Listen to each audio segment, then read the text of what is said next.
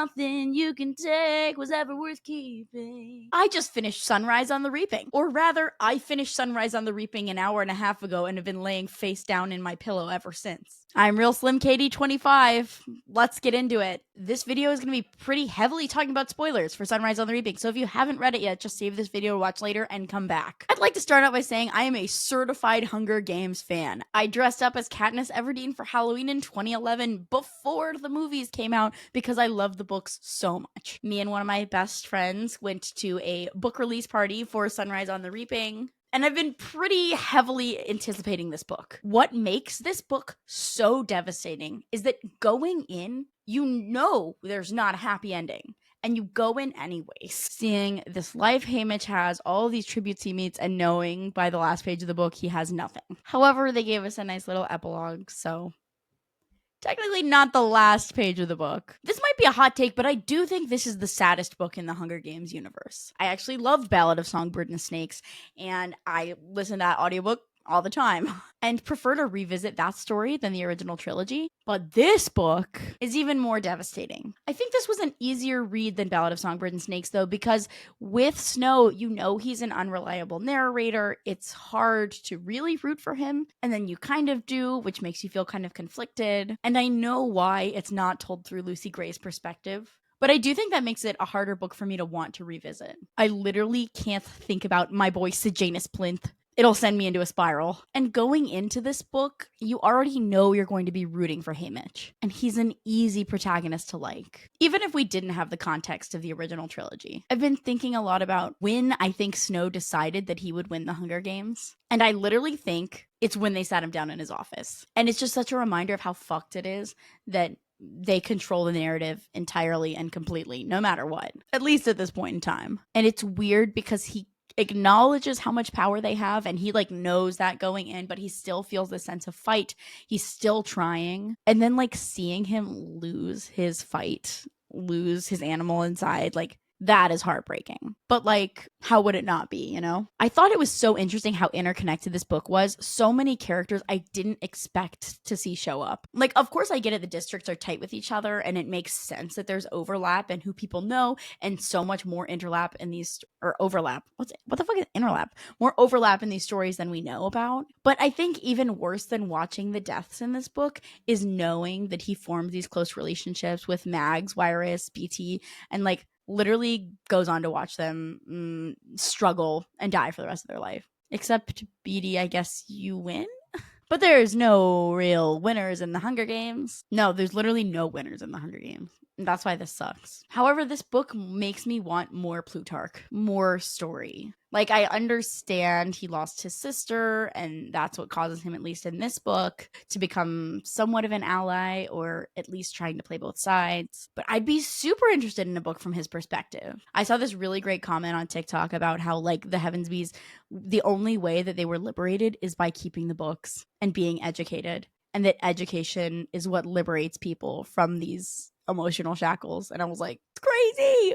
That's crazy. Anyways, back to what I was thinking about is I was intrigued by how much Snow let Haymitch in on what he was doing. It would be so easy for him to just be like, fuck you, blah, kill everybody. But for him to intentionally show Haymitch Lucy Gray's story, which is, I mean, I believe there's no mistake, right? There's no mistake. There's a TV. It's being programmed especially for him, right?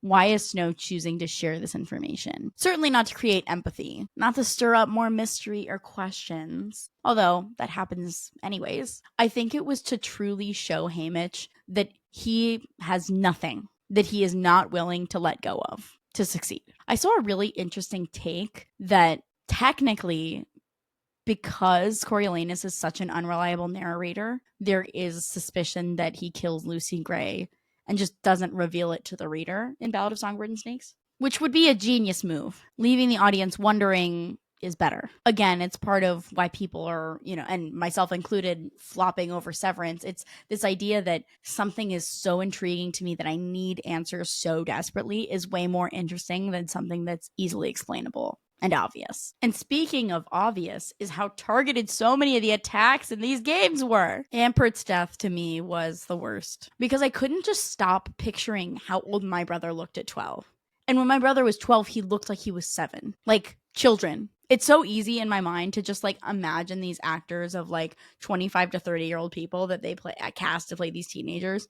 But I'm like thinking about my high school students, thinking about kids in my life, literal children. And then I'm like, fuck, that's so crazy. I loved the arc that Suzanne wrote for Maisie. It's so much more intriguing when you don't just always have characters that are black and white, which is part of what I like so much about this world she's created, is that she has these characters who make, you know, ethically and morally agreeable, disagreeable decisions, but have these like very complex backstories where you feel empathy for them and you understand why they are the way they are. Doesn't necessarily justify it though. And she writes these really fun, interesting arcs where the audience comes along and starts to open their hearts up to people that they didn't think was possible, which again is so much more interesting than seeing somebody who is good of heart, good of character, good of action the entire time. It makes these characters feel more like people in real life that we open up to slowly, begin to trust and like slowly. So also talking about Katniss's parents, I actually think it would be crazier if Haymitch didn't know them. So while that was really exciting to me, that wasn't even one of the parts of the book that I was like, bah! I'm more interested in the stories of these other victors who are held essentially emotionally hostage and physically hostage their entire lives, being forced to watch children being sent off to slaughter as punishment. I loved the part in the book where they were talking about how they didn't want to live, and that for him became the worst form of punishment, because it's the one thing they didn't want. I also saw this really interesting comment from somebody, I can't remember where it was, on some TikTok or something, but talking about how, okay, if these games were so censored and this was one of the biggest forms of rebellion, how many other tributes and games were being sabotaged? And it makes me think that, like, it has to be most of them, right? Like, out of 24 people, not even one is upset enough to do. Like, the narrative is being so controlled by them, clearly. I feel like there's probably been a lot more rebellion, a lot more uprising, and a lot more interesting stories that we haven't heard yet. So I was thinking about like the games being rigged too and how much they censor everything. And it's like, okay, well, clearly since Haymitch was reaped illegally, unjustly, it was never their plan from the beginning to have him be the victor. Which makes me think that it really is what happens from the moments of you being reaped, through training, through interviews, to the moment that you step up, that they start to make choices about how they want things to go. Because they don't just pick somebody because they want them to win. No, they want the viewers to be happy. They want to make the best television, the best story, the best narrative that shapes keeping the peace, which is crazy. Another thing I found was really interesting was the use of music in this book as well. Obviously, Haymitch being close to Covey, he's going to have music in his heart, but it's so devastating because the Haymitch that we know from the books prior, the movies prior, does not have a song in his heart, does not have this space for that kind of joy, that kind of creativity. So hearing him sing, crazy. Also, one of the crazier things too is now that we know that The Old There Before is a funeral song, knowing that Lucy Gray was literally singing a funeral song, her own funeral song in the arena. Oh my God. Literally, stop. Kill me now. But you know what just came into my head too? Like, I wonder if I was in the games, what people would send me as sponsor gifts. That's such a fucked up, crazy, interesting thought. I don't know if I would live long enough to get sponsor gifts, but oh well. I don't know. This book, I literally thought this was going to be such a different video, but as soon as I finished the book, I literally felt so numb and dead inside that I don't even know. But let me know if you guys are interested in another video. I was thinking of maybe ranking the most upsetting deaths in this book.